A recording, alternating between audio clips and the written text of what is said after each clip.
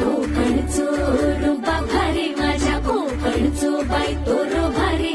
दिसते भारी गणपतीची स्वारी आला धादिस मामाच्या घरी मालवण चिपळूण सावंतवाडी माझ्या कोकण गावांचो दिमाग भारी दिसते भारी गणपतीची स्वारी माझ्या कोकणा वाटे तुम्ही वलवा गाडी धमाधमान हाका गाडी माझ्या कोकणचो रस्तो नागमोडी कारी नये बाबा